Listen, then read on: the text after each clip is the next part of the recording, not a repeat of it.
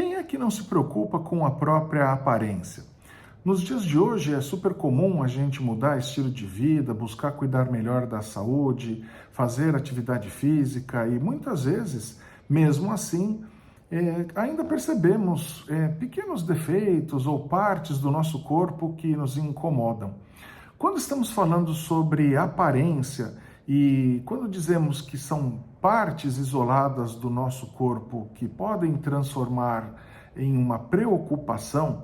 e ela estiver associada a comportamentos que sejam compensatórios, sejam eles em termos de atitude ou sejam eles atos mentais, e causarem prejuízo na nossa vida diária, profissional, familiar, social, chegando a ocupar até mais de 8 horas do nosso dia, aí podemos estar falando de uma condição psíquica denominada transtorno dismórfico corporal.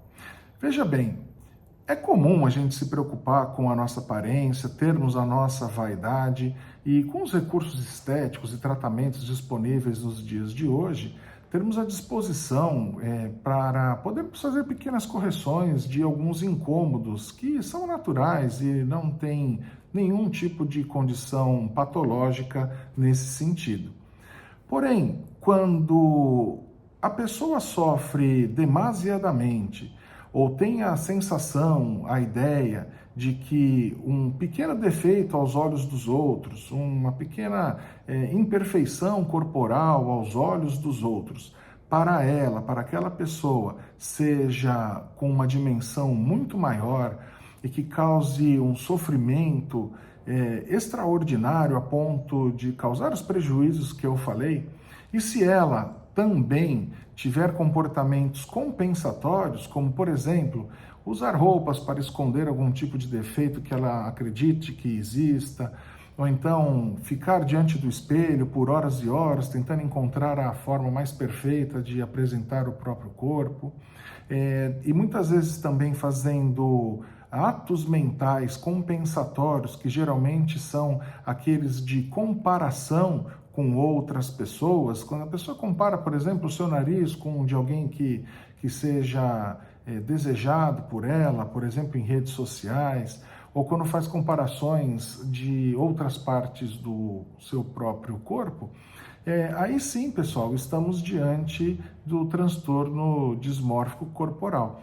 Essa condição, pessoal, que está dentro do espectro obsessivo-compulsivo, veja, obsessivo por conta da preocupação de um pensamento intrusivo relacionado à ideia de que há algum tipo de defeito em alguma parte do corpo, e compulsivo como um mecanismo compensatório, como expliquei, que pode ser tanto um ato mental, ficar pensando comparativamente, ou então executar algum tipo de comportamento para aliviar esse pensamento.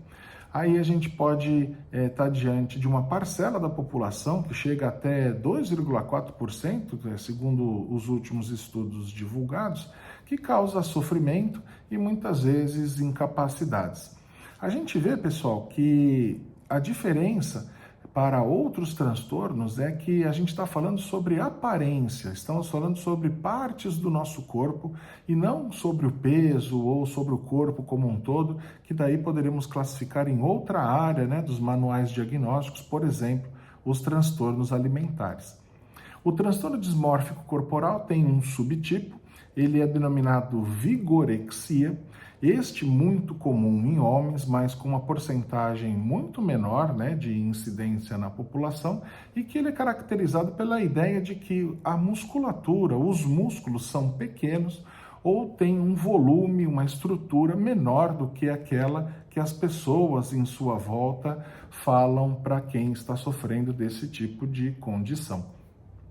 A melhor forma para tirar essas dúvidas, e se você tem algum tipo de dúvida nesse sentido, é consultar algum profissional da área de saúde mental para poder orientá-lo da melhor forma possível, tirar todas as suas dúvidas e poder encaminhar, caso seja diagnosticado, porque é importante termos um diagnóstico, para o tratamento mais correto, que nada mais é do que a conhecidíssima terapia cognitivo-comportamental. Em casos mais graves desse transtorno, são indicados tratamentos farmacológicos, os chamados inibidores de recaptação de serotonina, que são medicamentos que vão atuar neste neurotransmissor chamado serotonina,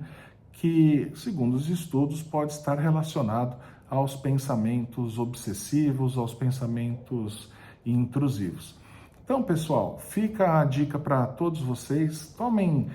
cuidado em relação aos padrões de beleza, tomem cuidado em relação aos padrões idealizados de beleza que vemos aí e de aparência que vemos distribuídos em todas as redes sociais.